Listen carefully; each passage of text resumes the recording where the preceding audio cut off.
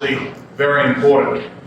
And I can tell you that in Australia, the biggest problem we have had in the electricity sector has been with governance and how we make our decisions around the electricity market.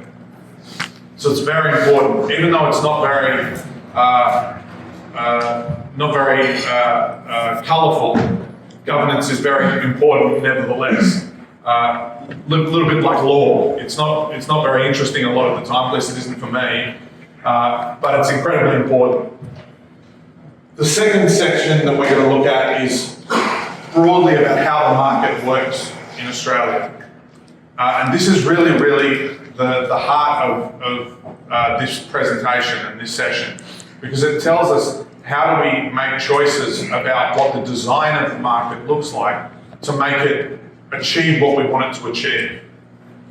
And then my colleague Ryan Esplin is going to talk about risk management, and in particular the contract market, the financial markets that go hand in hand with the spot market.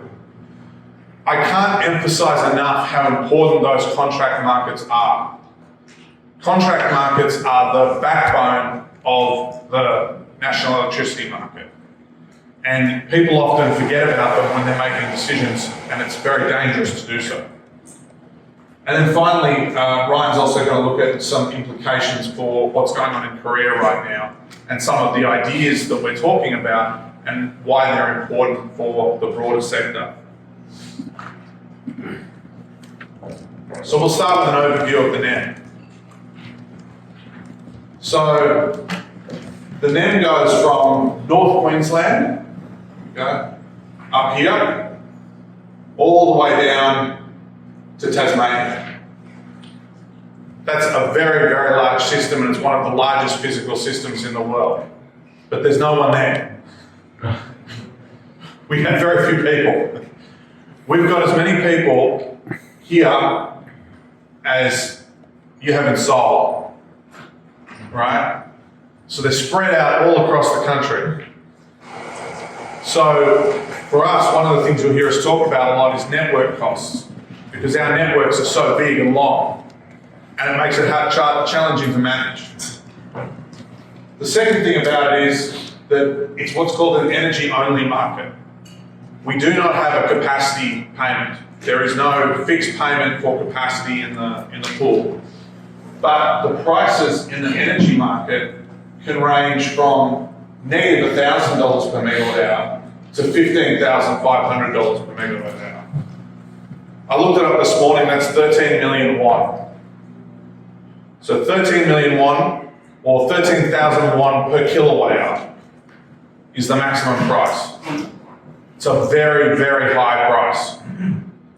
And so if you're not paying attention, or your generator is down at the moment that the price hits that level, you will lose a lot of money. The other thing is, it's a real-time market. So we don't actually have an ahead market in the NEM. We trade everything on a 5-minute by 5-minute basis. That's a really big part of the operation of the NEM. And one of the things that we're increasingly talking about in Australia is whether we should have ahead markets, which are buying energy the day before, or a week before, or a different period before. That is an open point of discussion in Australia. What we do have is what's called non-financially binding pre-dispatch. So what we can do is we see what the prices are going to be before they occur, and then people make decisions on the basis of that, and then the pre-dispatch process, which we'll talk about later, changes and gives them a new signal. This is not a very good mechanism. It's something that we should have done differently, but we still have it. Another thing that we have is 5-minute dispatch and pricing. So this was a big deal because originally we used to have 5-minute dispatch, but 30-minute pricing and settlement. So what we would do is we would dispatch the system every 5 minutes, but we would settle on a half an hour. Sounds like it doesn't make much difference. It turned out it caused huge problems in the sector because it was a problem with the market design. And you'll keep hearing me talk about that today. What were the problems with the market design? We also have co-optimized energy and ancillary services. So we have all of our ancillary services bundled up and supplied together with the energy market, and they're all co-optimized on a 5-minute basis. That was a really big achievement in the net to do that. And now you can see real-time prices for not just for energy, but also for all 8 FCAS services that there are, including regulation up, regulation down, and contingency up and down services. So, what are the differences and similarities between the Korean system and the Australian system? Well, first of all, Korea is about 3 times the size of the net in energy terms. So there are 3, and what we go through in about every 4 months is what Korea goes through. Well, what Korea goes through in 4 months is what we go through in a year. Also, our load, as you can see, is flattening off, whereas Korea's load is rising still, and has been rising for a long time. Both systems have historically relied on synchronous thermal generation. In Korea, you've got gas, coal, and nuclear. And in Australia, we have coal, a lot of coal, and gas. A couple of things to note about Australia's coal supply. First is that our coal supply is black and brown coal. So some of our coal is bituminous black coal, like you have in Korea, which we could export. But some of it is also brown coal, which is just basically dirt that you can burn. It's really low in energy content and it's really high emissions. We have some of the dirtiest power stations in the world, but they're also some of the cheapest. And as you can understand, it's been very hard to get the country to move from incredibly cheap energy to renewables, because our baseload energy is so cheap. So this coal is really the big thing in Australia. And of course, you probably know that Australia is one of the world's largest exporters of coal as well. So historically, we have a lot invested in coal. And so every time that someone talks about changing towards a new renewable system, everyone worries that all of the coal jobs are going to disappear. So it's very political as well. So we've got 2 systems that are rapidly transitioning to renewable or low emissions energy, and both have a net zero target by 2050. So both Korea and Australia have said that by 2050, the emissions profile will be 0 after accounting for carbon credits. We look at Korea and we think what a big challenge that is for Korea, because of the fact that it's got such a large population in such a small area, so renewables are not really an option. But you do have nuclear, which is an incredibly powerful thing. In Australia, we do not have nuclear. We have ruled it out, and we do not have the technical expertise to build it. But we have massive amounts of land and huge renewable resources. If any country in the world can go to 100% renewables on the basis of wind and solar resources, it should be Australia. But we're still struggling. It's still very hard, even with all of the wind and solar that we have. We also know that Korea has a cost-based dispatch and capacity payments. So a very different market design to Australia. I think this is important is when you look across at Australia and you look at our market design, it's probably gone very far down to real-time physical representation of the market very early, like 20 years ago. But those are the questions that I think you're asking now in Korea. And so hopefully you can learn some of the lessons that we had to learn through that process before you make all the mistakes we made.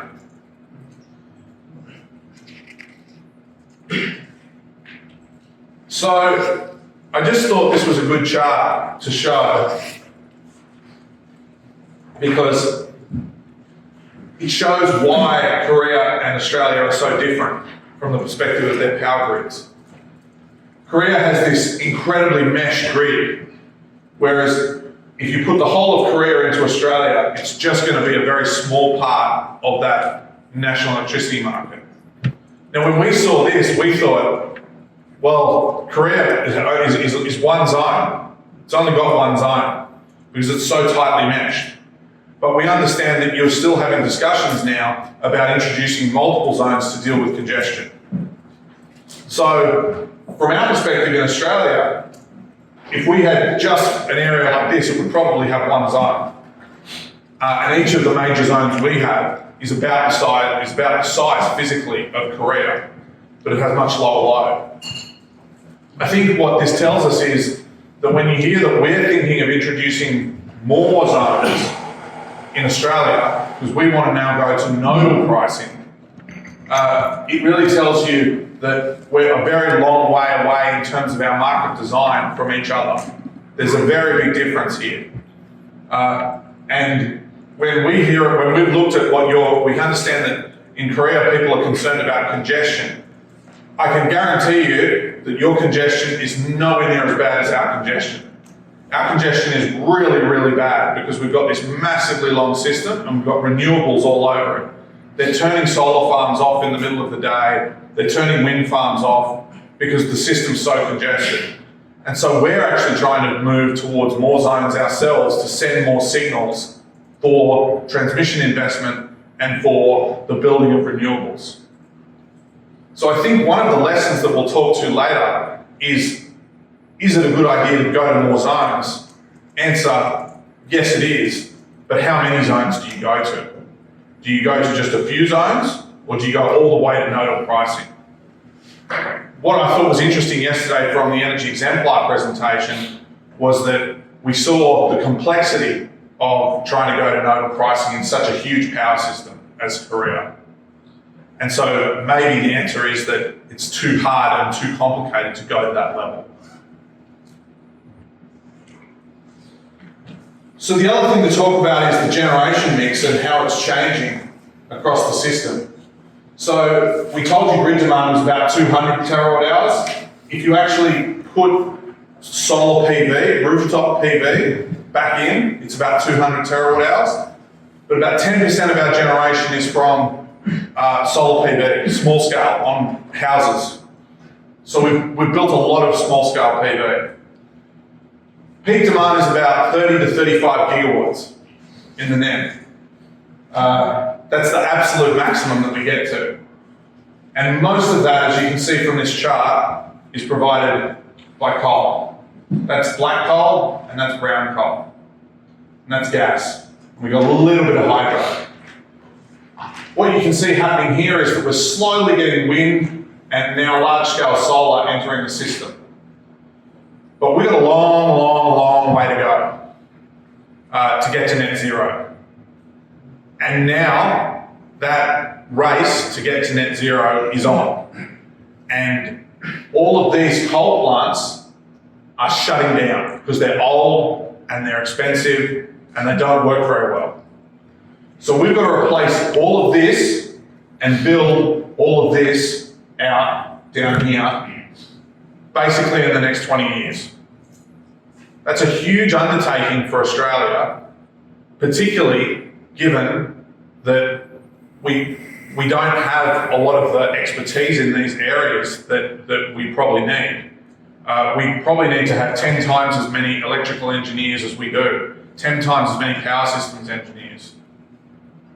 So maybe that's a bit of an ad for anyone in South Korea who wants to come over and become an electrical engineer in Australia as well. We're really happy to take electrical engineers anytime. The other one is that this strong uptake of wind and solar has been heavily subsidised. So we've had to have additional payments into the system to lift up the investment in solar and wind. Rooftop solar, which as I said is not included in the chart, generates around 20 terawatt hours. We've got 14 gigawatts of rooftop solar.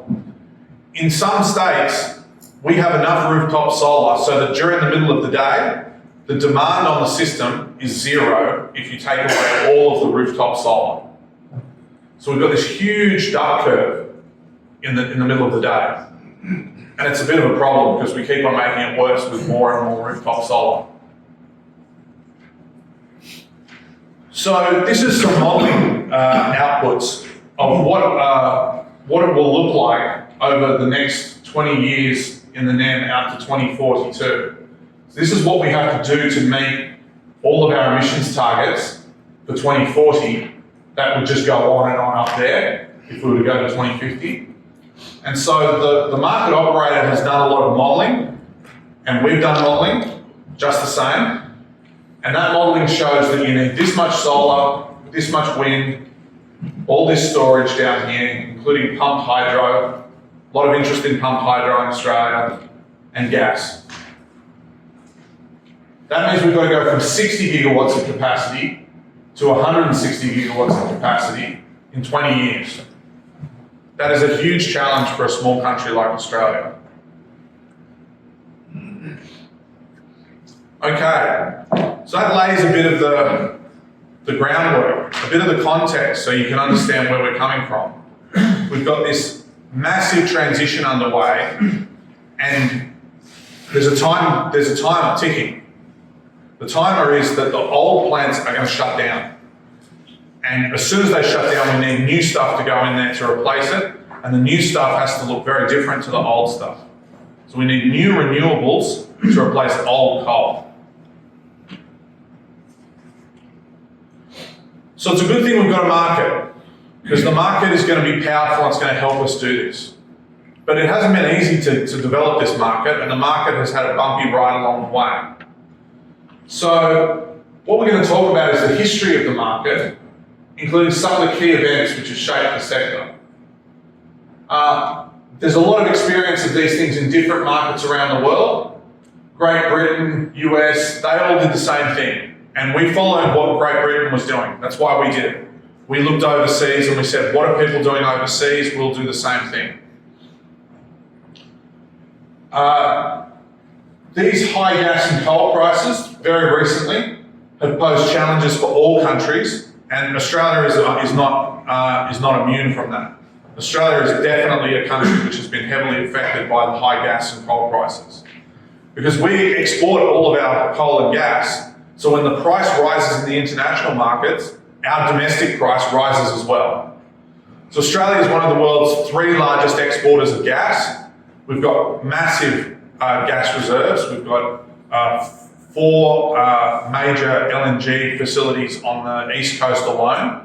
If you include the west coast, I think we export something in the order of 5,000 petajoules a year or something like that. It's enormous. At one point, we were the biggest exporter in the world, which is a problem domestically because it means that we've got this tiny little domestic supply that goes up and down like crazy depending on what's going on in the global market. So in about in the 1980s, there was a big change that happened in all of the Western countries, which was that we had a broad agenda for microeconomic reform, because we saw what economists were saying in America and particularly the UK, and we said, this is the way forward to economic growth. In 1991, there was a report that said, you've got this very inefficient electricity sector, you need to restructure it. It's all owned by government and it doesn't work very well and it wastes a lot of money. In 1992, they created a National Grid Management Council, a group of people whose job it was to manage the power system and manage everything around it. And then in 1993 and 94, they tried out a market just on paper. They just saw, they did a test to see how it might function. I hear from my colleague Ryan that when they did that, apparently it was a total disaster. But they went and made the market anyway. So Surprisingly, the paper trail didn't really work. People didn't know what was going on, and people decided, no, we're still going to go ahead and do this idea. In 1984, they actually commenced the market in the state of Victoria. And then in 1996, they did one in another state, the biggest state in Australia, New South Wales. And then in 1997, they joined the two together and they started trading. So we had this slow progression of building a market up. It was not a big bang, one whole of system market from day one. That waited until 1998. And even then, it took longer for other markets to join, like Queensland and Tasmania.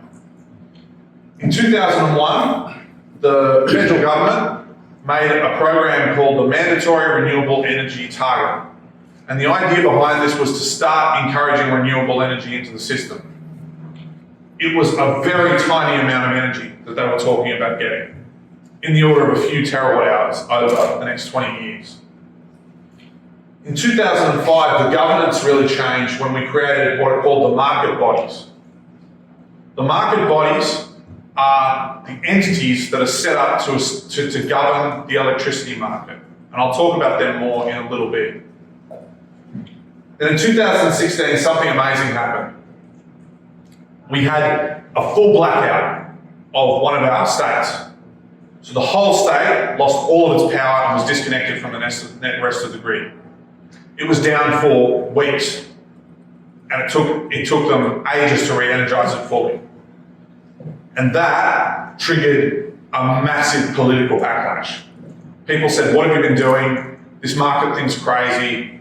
You know, it's led to this blackout. What do we do? And effectively, it led to everyone to question the market that had brought it that way.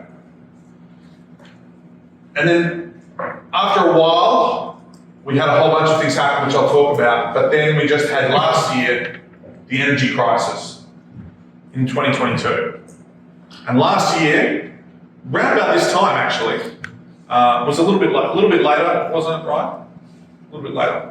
Around about this time, I was on the phone all day, every day, answering questions about how the market worked, because it was so complicated and it was so unclear how the market was going to work in this crazy situation that people who were experts in the sector were having to call up the people who had written the rules and who'd been involved in that, like myself, to find out how the market was going to actually function during this period, and if it was functioning at all.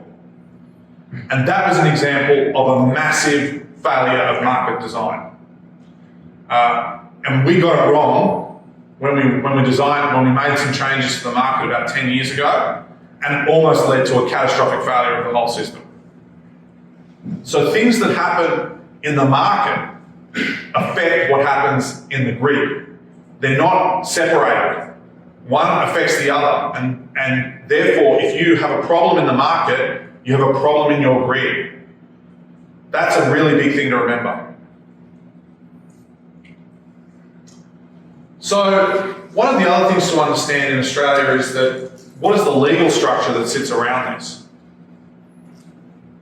So, in Australia, if I go back just a bit, we've got these different states, and each state is physically, the landmass is like the size of Germany, or in the case of Western Australia, about the size of the whole of California and the whole of the east coast of the United States. So they're big physically, but there's not many people in each one. There's a few million people here. We've got about 10 million in New South Wales, and we're the biggest state in here, with Sydney down here.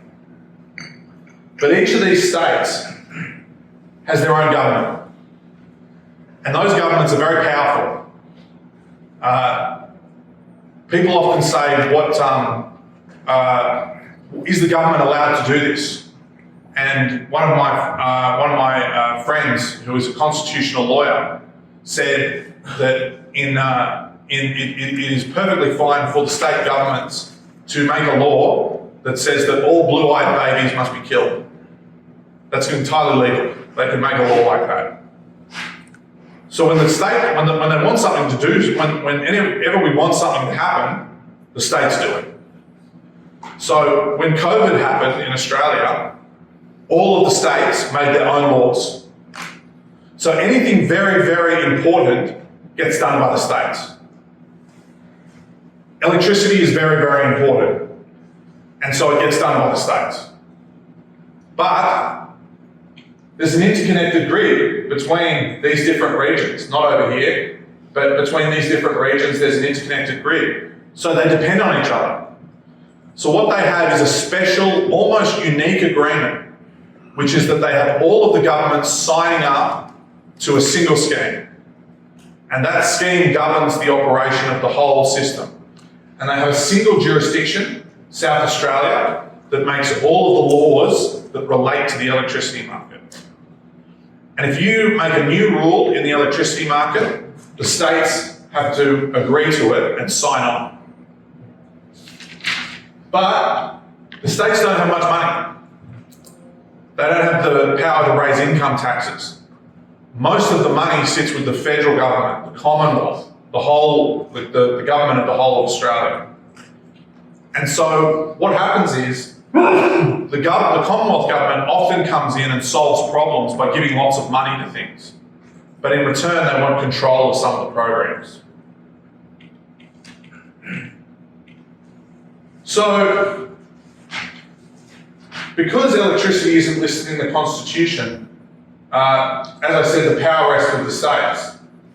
But this intergovernmental agreement, which is called the Australian Energy Market Agreement, actually is the basis for all of the connections between these different states and how they work together. So this is very important. And so all of the states get together regularly and talk about the rules and talk about what they're going to do in the sector and ideas for future redesign and direction. Okay, so why did they restructure the industry in the first place? This is a pretty good question. You know, we had a good power system that worked. Why did we decide to put a market there? So prior to the 1990s, it was largely these state government-owned, vertically integrated electricity commissions. So you had retail, network, wholesale, fuel procurement, all in one company, just one company. And they had one for Victoria, one for New South Wales, one for Queensland, etc. Basically, they were regarded as being very inefficient. They had lots more people than they needed. They often built things they didn't need to build because they were looking for something to do. And they also built the wrong type of thing because there were no consequences to what they were building. So this was very important because it meant that people said we're wasting money. And if you go back to that period of time where governments were very focused on becoming more economically efficient, this meant that these companies these organisations were a big target because people saw gains for society by making them more efficient.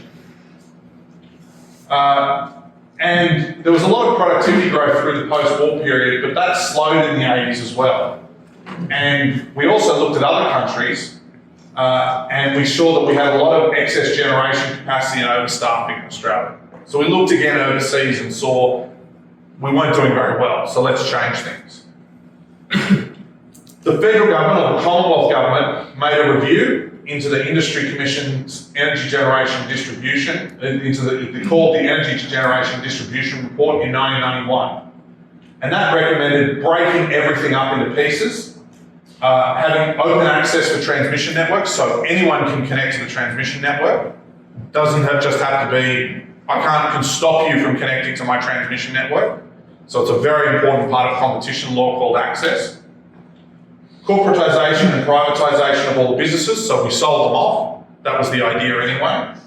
And moving away from market failures and introduction of efficient pricing. So that really was the groundwork for all that has happened ever since. That was a critical review that occurred in 1991. A big part of this came from a big change in competition policy and the way we thought about these things. So this 1982 period, the leaders established this National Grid Management Council to coordinate the development of an interstate electricity market.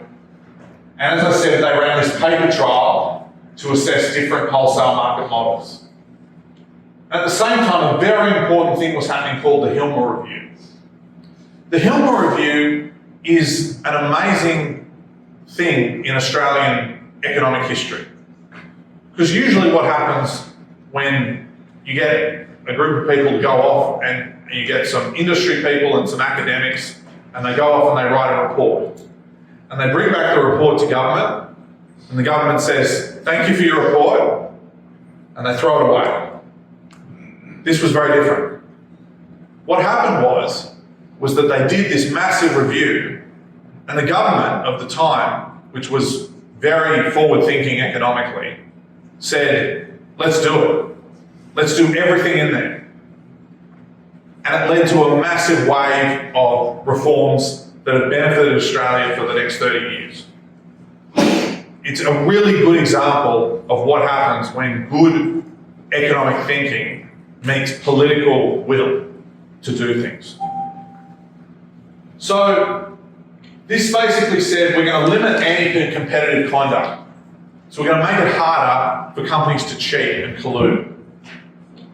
We're going to reform all the public monopolies. So we're going to put them under pressure to save money by having better reporting, having clearer regulatory frameworks, using the power of regulatory economics. Providing third-party access is a really big thing. So making it that if I've got a gas pipeline and someone wants to connect to it, they can connect to it, and I have to give them a price to do so. So if you have key pieces of infrastructure, people need to allow you to connect to it. So I can't just have a transmission network. I could build my own transmission network, and someone can come and say, I want to connect to your transmission network, and I can't stop them. That is actually a really important concept in regulatory economics. And third-party access regimes are at the heart of all of the economics that sits around transmission infrastructure. And the other one was as well, we introduced competitive neutrality between government and private businesses. So the government couldn't have a company that came in and said, oh look, there's a contract out for this amount of energy, we'll go out to the government one so that we keep the money in the government. They made it that private businesses could be assured of the fact that they would be treated on similar terms to government businesses. And that was really critical as well. So after all of this, there was agreement for there to be a common set of rules across all the states to govern the interconnected grid. And that was originally overseen by what is called the ACCC, the Australian Competition and Consumer Commission. They are our competition regulator in Australia. And that code, that set of rules, ultimately became what we call the national electricity rules that we have now today. So over this period, all of those big state electricity commissions were broken up and largely privatised. And even if they weren't privatised, they were turned into state-owned corporations, which functioned a lot more like private companies than state-owned companies. So for example, the private companies for the networks were sold off in Victoria, but then later they were sold off in New South Wales. And when they were sold off in New South Wales, there was a lot less change in those companies than when they were sold off originally in Victoria. The other thing that happened was that there was progressive introduction of retail contestability. So the idea that you could compete in the retail market, that if you wanted to get a customer, and there was another and they were being supplied by a retailer, you could go to them and say, I want to give you a new contract. And it introduced a level of competition into the retail market. So how do we get to the actual market? So we've set out the rules now. We want this interconnected grid. We've got some rules to help us. We're going to set up a market in Victoria. And when they set that up, with all of their own rules to start with, it wasn't long before New South Wales, which is here where I live, said, well, if you can do it, we can do it better. So we're going to have our own pool as well. And then pretty quickly people decided, well, if we've got a pool and you've got a pool and they're interconnected, it would probably make sense if we joined them up. So in 1997, that connection actually occurred, and South Australia had its own separate connection as well, because it was connected across here in Victoria. And then in December 1998, they went full market. And Queensland, up here, joined a year later, but it wasn't actually physically connected until 2001. So very quickly, in a space of a few years, we went from having little local markets to having a full interconnected system with a full interconnected market. And then down here, in 2005, they built an HVDC interconnector across to Tasmania. So Tasmania has a lot of hydro resources, and they wanted to export their hydro to the mainland, and they wanted to be able to get cheap coal energy over across to Tasmania.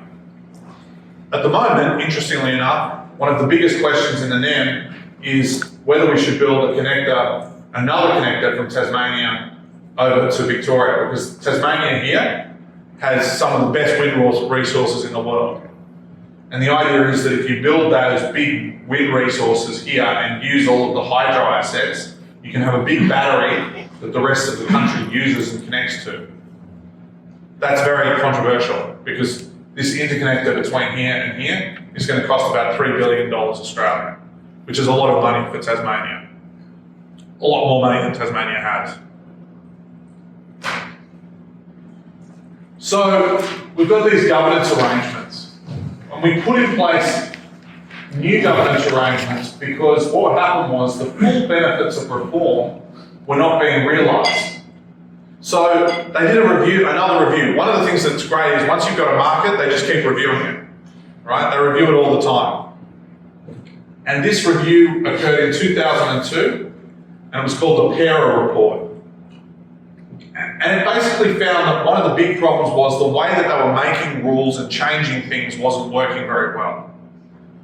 So that finding led to the creation of 3 separate entities who are still there today, and they still make up the system today.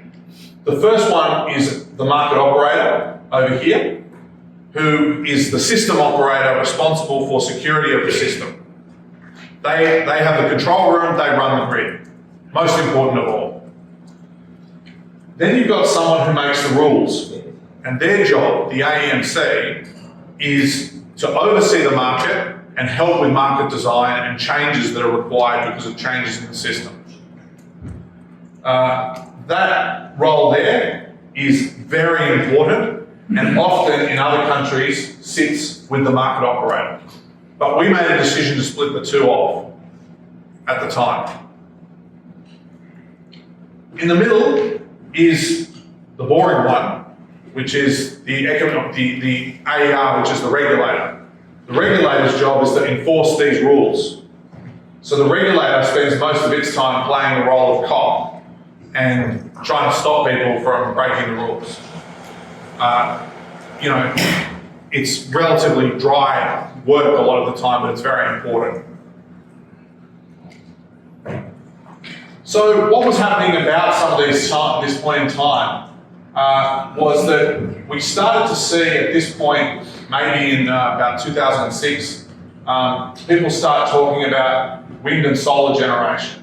And in 2007, we created a new target, or 2008 I think it might have been, a new target for renewable energy called the large-scale renewable energy target.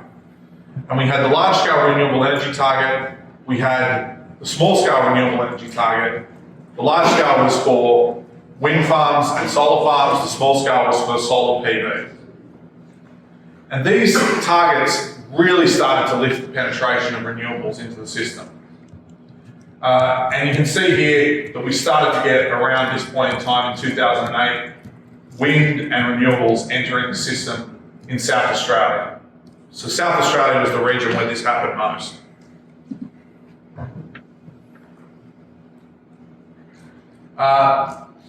This rapid transition of the grid to inverter-based forms of generation basically led to the next biggest event that we saw in the market. And that event was the South Australia black system. So what happened was, on September, when was it, 28th? Oh, Yeah. I'm trying to remember because it was like the day, I think it was the day after my birthday. And I was going to work, and I heard on the radio that there were severe storms in South Australia.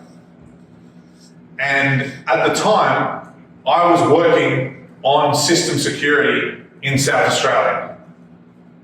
And I said to my wife, I wonder what the chances are that we have a statewide blackout in South Australia today. That night, there was a statewide blackout in South Australia. The reason I say this is because it was entirely predictable that it was going to happen. Because of the way they were operating the system at the time, because of the way the market was functioning, it was entirely predictable that you could have one of these events and the market was not going to stop it. This event was critical to undermining the future development of the market. Because what happened was that there was a series of system trips in wind farms, and the state was loaded up getting all of its energy from an interconnector, and the interconnector overloaded, they lost the interconnector, then they lost the whole system in South Australia, and they couldn't get it back up again for days. So the whole system took several days. In fact, to get to full load, it was almost a couple of weeks. And after that, the politicians wanted blood. They were out for blood. And they thought to themselves, if we let this market thing keep going without someone investigating it, if this ever happens again, we're going to be voted out of government. And so they set up what was called the Energy Security Board. And the idea of this was that it was going to coordinate things better than it had occurred before. So they had a big review, and that review said we're going to create all of these, this new entity which will get the market bodies to actually work together better. To date, the ESB has largely not made anything. 6 years later, 7 years later, very little change has come as a result of the ESB. And one of the reasons is that it's so hard to do reform. It's so hard to change a system that's already set in its ways. And now, after last year, people are asking questions again. Why are electricity prices so high? Why did we almost have why did we almost have blackouts last year because of high gas prices? Why? This is the danger when you have a system which is run as a market, is that people lose faith in its ability to do its job when bad things occur. So it's very important to stop those things from occurring in the first place, and second, to make sure when they do occur, that we identify what went wrong rather than looking around for all sorts of things to blame. And this has been a big problem in Australia. As I said to you before, governance has been the biggest challenge that we've had to face in Australia. So this 2022 energy crisis will prove to be another defining moment in the system. We had very high gas prices. Gas prices were around $40 a gigajoule or $40 per MMBTU, around about the same. And those high electricity prices triggered a lower price cap. So we put into place a price cap, which we have in the rules that we will do. And that basically meant that generators were getting paid $300 per megawatt hour, but their costs were $500 per megawatt hour. And so what did they do? They said, we're not available. And so they pulled all of their capacity from the market. And they said, we're not going to lose money to run your power system. When that happened, the market operator had to start calling people up and telling them to turn on under the rules. So the market operator actually got into the situation where they were constantly calling people up saying, you will turn on at this time, you will turn on at this time. And it became impossible to run the system. And so what they had was called a suspension of the market, where they stopped the market, they hit a big button, and the market stops until we restart it again. And the market operator is in control, rather than all of the participants with their bids. The fact that we had to suspend the market was monumentally important. And it was quite possible that had they not suspended the market, we could have had another series of blackouts, maybe even a cascading failure across the whole of the East Coast. Because it was becoming impossible for the market operator to actually make the market function. That suspension happened for about a week, and then fortunately, because of some things that were in the rules, everything went back to normal, which was really good. But a whole lot of retailers went broke during this period because the spot prices were very high. And those retailers going broke has had a permanent effect on the market because there's now a whole lot less competition. The other thing to talk about here, well, where am I up to at the time, just so I know, right? We've got 40 minutes, but we'll have questions as well. Yeah. Can you hear me without the mic? Yeah. I've got a loud voice. So, the other thing that's been really big in Australia is carbon emissions policies. So carbon emissions policy is the most dangerous thing to a sitting government that exists in Australia. The governments, we had a period where we lost, I think, 4 prime ministers, 4 of our chief politicians, because of climate change policy. So basically, we all know as economists and market experts that the mechanism for addressing carbon emissions, the best mechanism is to price carbon. Put a price on it, send it through the market signals, have people pay for it. Everyone knows that was the best idea. And the government in 2007 said, we got elected, we just won with a huge landslide majority, we are going to put in place an emissions trading scheme. And then they couldn't get it through the parliament. So the opposition, the other side, said, we're not voting for this, and a whole lot of independent people in the middle said, we're not voting for it either, and it fell over and it died. And that meant that Prime Minister got voted out because it was such a big failure. And the new Prime Minister came in and said, don't worry, we're not going to have a carbon price. And they stood on TV and they said, there will be no carbon tax under the government I lead during an election campaign. Then the election was really close. And to form government, they had to side with environmentalists. And the environmentalists said, we want a carbon price. And so they put in place a carbon tax. And it was considered to be the biggest betrayal of faith in living memory, politically. It was the biggest broken promise you can imagine.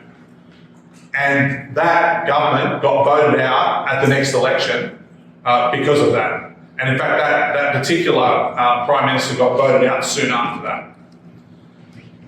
So then we got a new government in who got rid of the carbon price. So we had a carbon price and we got rid of it. And then we found that all of these problems started emerging because we didn't know what was going to happen with carbon pricing. We didn't know. We knew that there was probably going to have to be carbon pricing at some point, but it wasn't going to be today. So no one wanted to build anything. And so after a few years, we had a whole range of stupid or very, very bad policies on emissions. So they kept trying to do something related to carbon which would throw money at the problem, but it never did anything very effectively. Eventually, that government got voted out.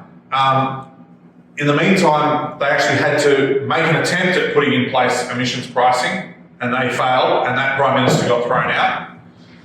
But eventually we got a new government, which is the one that we've got now, and they have come in and said, we are going to meet net zero by 2050, and we are going to have 82% renewables by 2030.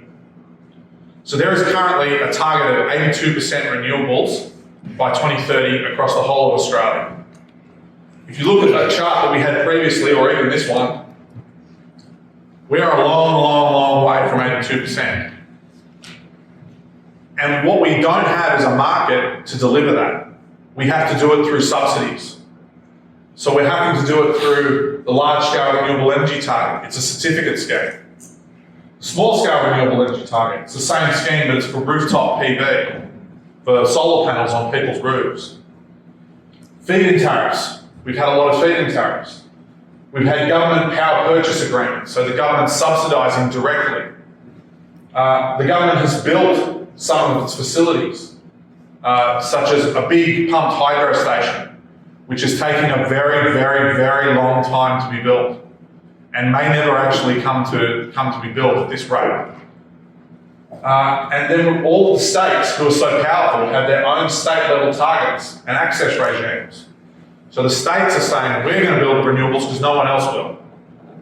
So what we've seen is that carbon pricing has been so politically charged that it has caused a failure in the market.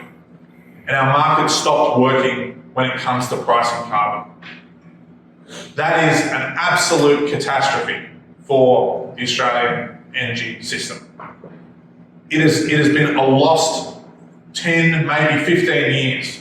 We lost 15 years of sensible functioning of the market as a result of it. The other thing that happened in the meantime was that it wasn't like everything else was going really well either. So we always had retail contestability since the 2000s. So you could have different retailers competing for the same customers.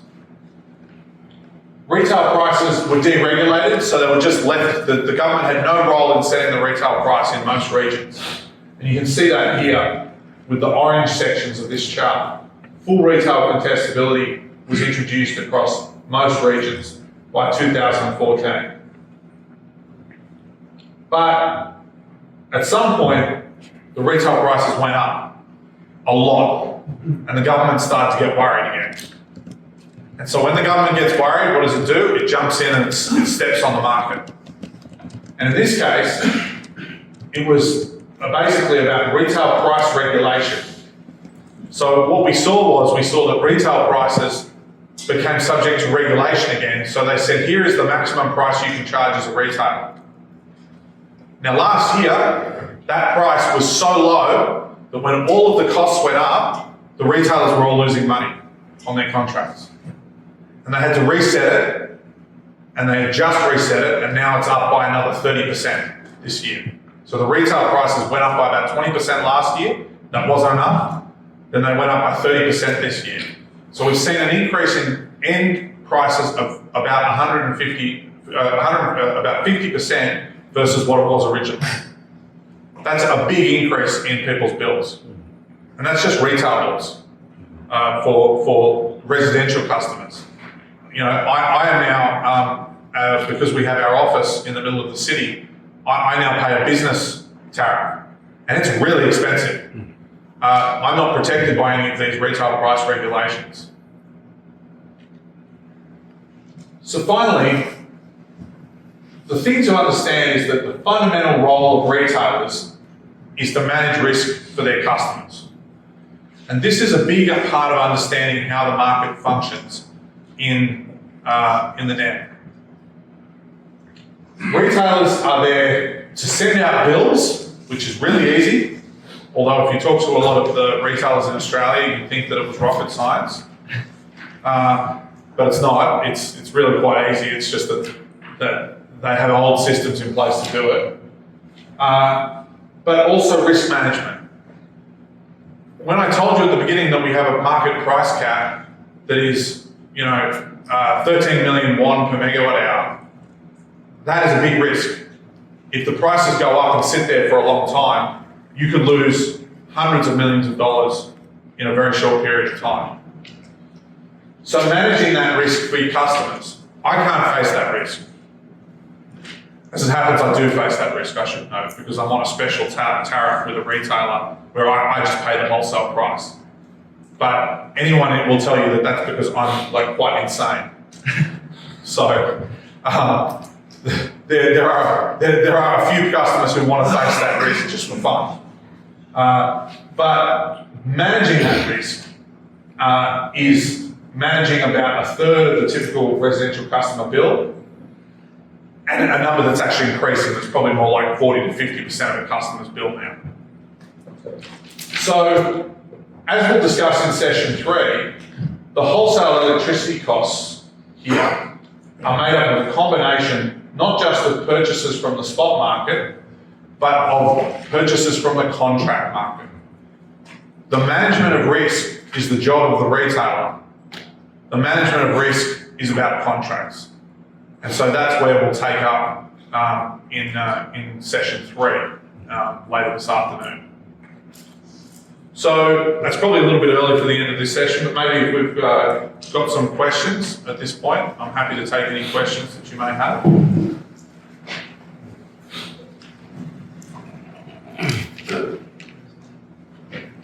Yeah. Do you want to maybe? Yeah, Mike. Yeah. 뭐 한글로 하셔도 되고요, 영어로 직접 하셔도 되고, 편하게 하시면 될 것 같습니다. 헬리가 없죠? 제가 그렇게. 네. Oh yes, your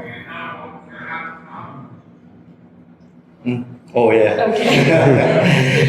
your presentation, the page Page page 18. 18. So you in 2020, because of the high price of gas, your market was suspended. Yes. And I want to know at the time your government or the market operator promised to recover their fuel price, right? So the market operator said we put this cap in place, but you will be compensated. Yes, later. Yes. Yes. So how about the process? Is it legally binding or just a regulation? No, it is legally binding in the rules, and the rule maker must make the determination as to what that compensation must be. And there are a whole series of complex things that sit around how that occurs. And the idea is that we allow people to recover the opportunity cost and the direct costs of their generation. So if you think of it as a gas company can recover, a gas generator can recover its gas costs, a hydro generator can recover its opportunity costs, what it would have earned with the water that it used up. So they have a whole set of rules around it, and it takes a very long time. It's ongoing, right? Yes. Okay. So AER the rule maker. AEMC is the rule maker. AMC. Yeah, AER is the regulator. Okay, so they set the rules. The AEMC makes the rules, the AER enforces the rules. So the AER cannot make rules. They have to say, here are the rules. I'm a police officer. I'm going to make them stick. So right now, the AEMC, they set the rule for the compensation. For Yes. the Yes. But those rules were put in place a long time ago, before any of this happened. So they don't make the rules after the event. They make the rules and then they apply them once the event occurs. But I expect that after this, people will suggest they change the rules so if it happens again, it doesn't happen that way.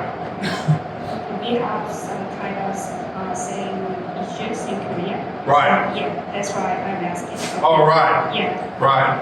I think that we can share your experiences and your preparations for the compensation to the generators. And if you have any additional information, please share that kind of information with Kepo and the market participant of the South Korea. Absolutely. And we're in the unique position where Ryan worked at the rule maker on some of these pieces of work, and I consulted to the rule maker on how they should do it.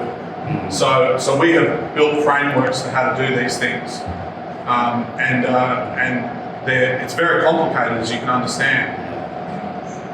Same in Korea. So Yeah.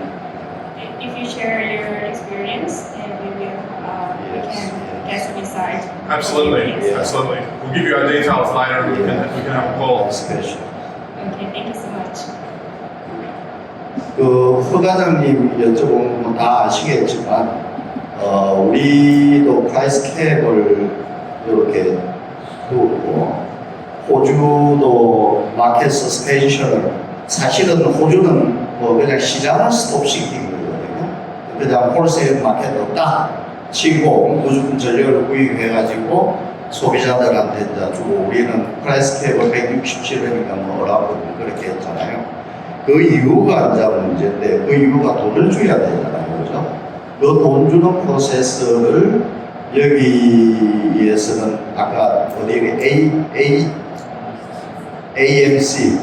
AMC에서 이렇게 별도로 룰을 정해가지고 이렇게 가고 거기에는 자기 비용 더하기 앞틀리티 코스트가 이렇게 포함이 되어 있다. 아무튼 그 자료도 우리가 받으면 같이 쉐어 이렇게 할 수 있도록 하겠습니다.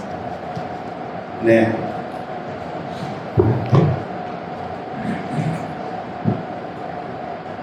한전에서 소홍석이고요. 네. 잘 들었습니다. 저는 한글로 하겠습니다.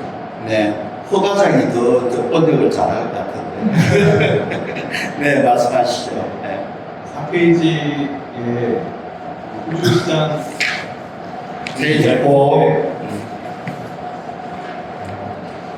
데이어웨이드 시장이나 인트라데이 마켓이 없는 걸로 좀 돼 있는데 네, 그렇습니다. 통상적으로 미국이나 유럽 시장은 대부분 데이어웨이드나 인트라 시장이 있고 리얼타임이 있어서 네. 그런 시장 마켓 디자인을 가지고 가고 있는 호주는 네. 이제 그렇지 않고 리얼타임만 운영을 하는데 네. 이때 그 유럽이나 미국 시장 대비해서 어떤 장단점이 있는지가 네. 궁금하고요. 네. 또 하나는 호주도 그 바이래터럴 컨트랙트, 피지컬하게 바이래터럴 컨트랙트가 있는지 네. 네. 네. Here's two questions. One, the first question is that you have only real-time market, no day-ahead market, no internal market. So is there any benefit to have only one real-time market, or what is the disadvantage of the real-time market only? That is the first question. And the second question is 뭐였죠?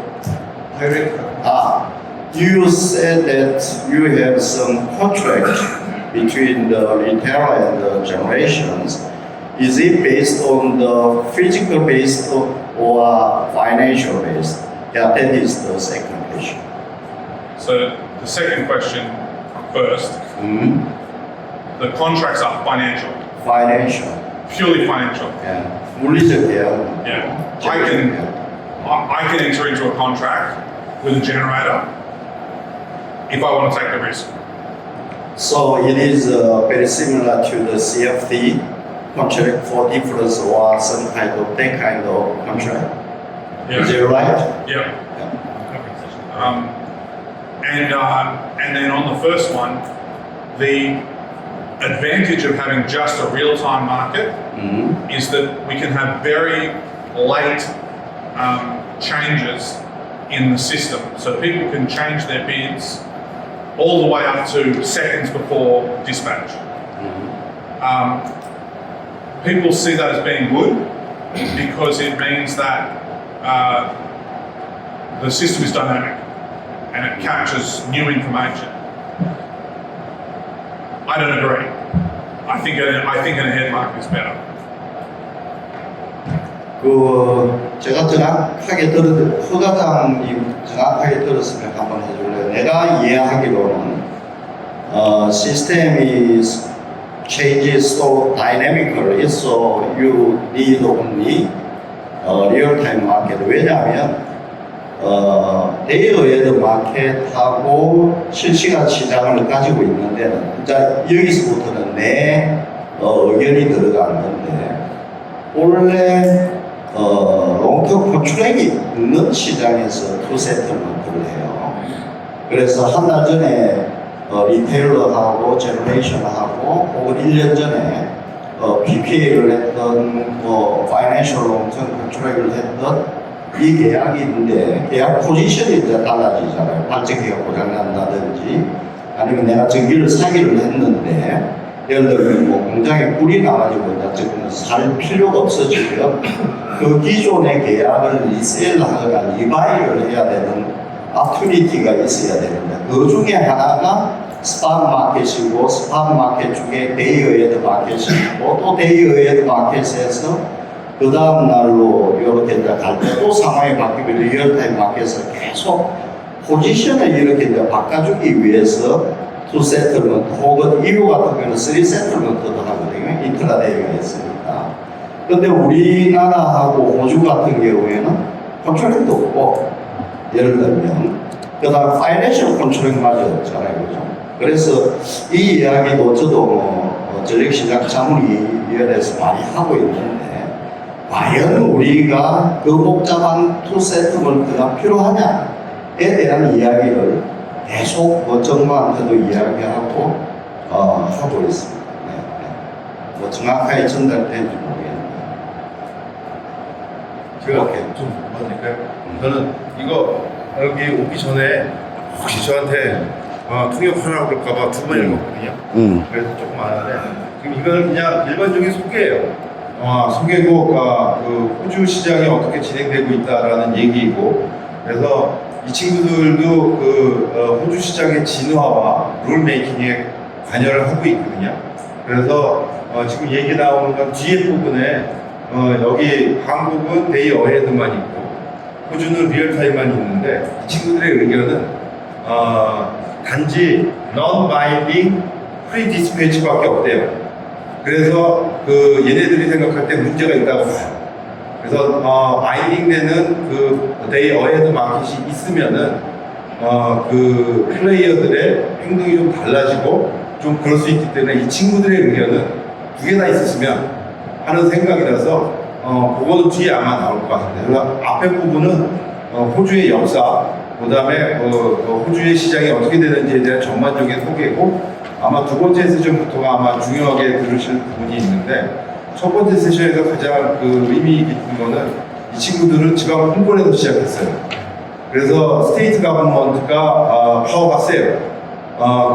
미국은 페더럴 가버먼트라고 얘네들은 커먼웰스라고 그러는데 중앙정부의 힘이 약합니다. 그래서 주정부가 자기네들의 힘을 잃기를 싫어해요. 그래서 얘네들은 자연스럽게 조널 마켓이 형성될 수밖에 없었고 차례대로 확대됐는데 우리 시장은 거꾸로죠.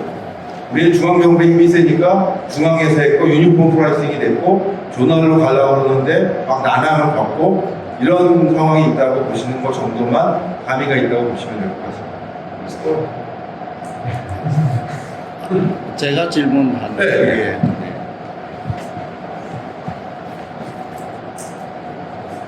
The same question is based on the real-time market. Harry said that you Australia also need some kind of mandatory day-ahead market. Is it right? It's not a market. It's pre-dispatch. 그건 그냥 인디커티브예요. Yeah.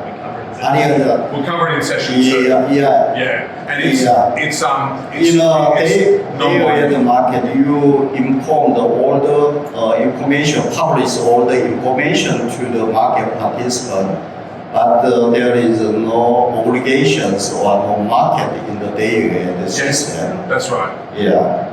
And regarding to the real-time market, your dispatch interval is 5 minutes. Yeah. Yeah. Based on the real-time security constraint economic dispatch. Yes. Is it right? That's right. Yeah. I think that you have changed the real-time market time interval from 15 minutes to 5 minutes. Is it okay? From 30 minutes to 5. From to Yeah. 30 minutes to 5. Where? They did that on October of 2021. October of 2021. And, Okay. and the dispatch has always been 5 minutes, but we used to have 30 minutes settlement. Okay. So prices were 30-minute prices. Average base. Average over 6 dispatch intervals. 그래, 저게 이제 두 번째 좀 우리가 논의를 해야 되는 부분인데, 우리는 실시간 시간 도입하는데 이제 15분 베이스로 이렇게 가요. 그러면 후발주자 같은 경우에는 조금 더 이런 베네핏이 있고 조금 더 정확한 시간으로 이렇게 이제 가야 되는데, 여기는 30분 하다가 5분 실시간 시장으로 이렇게 가는데, 우리는 조금 대형 15분 단위로 갈 필요가 있느냐, 신재생이 많아지고 하면 5분 단위로 그냥 직접 가면 어떻겠냐라는 부분도 이제 현재 상당히 우리나라 도매전력시장에서 이야기가 되고 있는 부분이라 가지고 제가 이렇게 여쭤봤고요.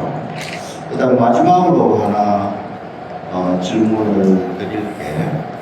You have some kind of renewable obligations, renewable target. Then what is the average price of renewable credit in these days?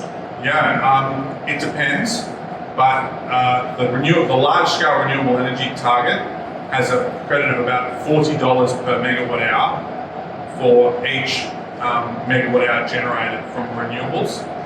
But in addition, there are state targets which write contracts with those participants, and they can have bigger subsidies. We don't see what they are. They're private information. So the subsidies that are public are the certificate prices, and then the contracts between the government and generators are largely private. Even a government and a renewable generator contract is private. Yes, the exact terms are private. They do publish some information about it, but they just have one in New South Wales, and they said that the successful bidder, they told us what their bids were, but they didn't say what all the terms were. So, and some of those bids were very low. Because of that contract. Yeah. 그좀 비슷하게 각 주별로 리니어블 타겟이라는 업무는 이제 퍼블릭으로 나와 있는 거고, 가버먼트가 그걸 프로모션하기 위해서 리니어블하고 가버먼트하고 컨트랙하는 것도 있대요. 그거는 컨트랙이기 때문에 사적인 거라서 일부는 오픈이 되고 일부는 오픈이 되질 않는데요. 그래서 주정부가 신재생 진흥하기 위해서 컨트랙을 맺어주는 게 있고, 특이한 거는 그다음에 그걸로 인해서 실시장에다가 비딩하는 행동이 달라진대요. 왜냐하면 이미 컨트랙 맺었기 때문에 내가 일부러 풀 프라이스를 올릴 필요가 없기 때문에 그냥 낮게 비딩하는 행동도 나오고, 그래서 컨트랙에 따라서 포지션이 달라지는 거는 맨 마지막 네 번째 세션에서 나옵니다. 네, 이 질문은 우리나라 RC 가격이 지금 한 7만 원 넘잖아요, 그렇죠? 지금 7만 원이면 한 6센트 정도 되는 건데, 그러면 REC 프라이스가 그 정도 되고, 그 다음에 이제 기타 비용이 한 20센트 되고, 한 25센트가 이렇게 되는데, 호주에서 그 가격이 어느 정도 되는지, 아까 40불 또 메가와트 아워는 Is there any information regarding the REC price in Australia? The reg price? Yes. The total cost, including the RAC. Yes, there is good information about the total cost stack. How much is it roughly? Approximately. Per megawatt hour? Yeah. So, yeah, around about, what would it be? The LGC price. The LGC price is $40, but the total cost stack is, for all customers, about 45 cents a kilowatt hour. So, $40, 40, 40 to 45. yeah. 그러니까 한 40분 내지 45분, 우리나라 돈으로 한 40원 내지 뭐 50원 이 정도 수준인데, 참.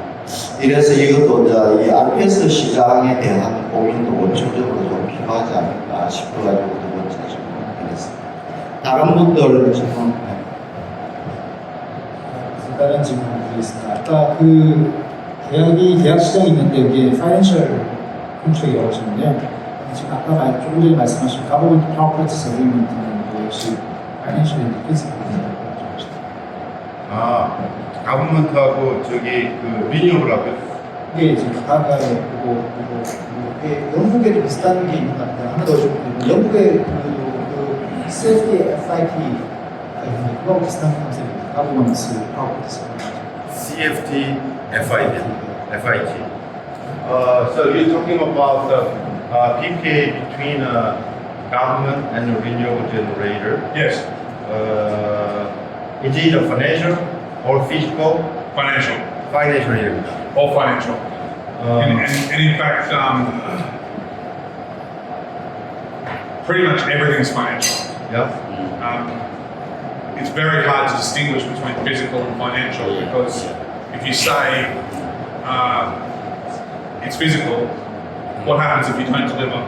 Yeah. You pay a penalty, so it's financial. Yeah. So we don't differentiate between physical and financial. It's all financial. But I think there's a many questions when you're talking about the contract market. Yeah. Yeah, at that time I'll translate it. Yeah. but financial이라는 거고요. 근데 나중에 그 뒷부분 네 번째 세션에서 컨트랙 마켓에 대해서 얘기가 많이 나오는데 하나는 그냥 전자청산에서 영국의 FIT, CFD FIT하고 비슷하잖아요. Yeah, it is similar to UK CFD, FIT Yeah. 비슷하대요. 그래서 지금 저도 이거 읽으면서 질문이 있었는데 파이낸셜이라는 거하고 피지컬이라는 거에 대해서 어떻게 구분이 되느냐는 부분이 있는데 계속 중간중간에 청산이 되기 때문에 마지막에 딜리버리 오블리게이션이 있어야 이게 피지컬이 되는 건데 그 중간에 컨트랙을 딴 데서 사와야 되는 그런 그 얘기도 있어서 참 그 피지컬과 파이낸셜의 그 경계가 모호한데 나중에 세션 4에 가서 한번 더 질문하도록 하겠습니다.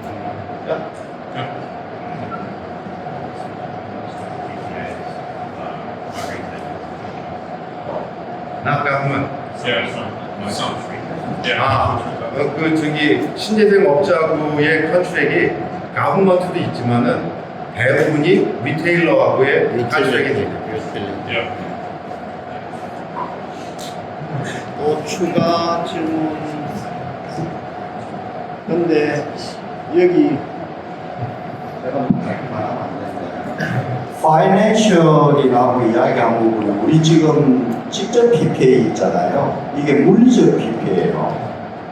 그래서 이것도 사실은 우리 시장같이 이렇게 크로스풀이고 컴펄셔리 풀에서 예를 들면 신재생 사업자와 소비자가 계약을 하는데 물리적 PPA로 간다. 밸런스를 맞춰주고 물리적으로 딜리버리가 된다. 이게 또 희한한 거예요. 그래서 우리 이런 호주 시장에 대해서 우리가 좀 공부를 하고 현재 우리 시장이 가지고 있는 여러 가지 한계점이나 발전 방향을 좀 끄집어내 가지고 하나의 이런 같은 생각을 이렇게 가진 부분도 상당히 좀 중요한 것 같습니다. Good time. Go ahead. Next slide. Next up, so we're going to the next session. Yep.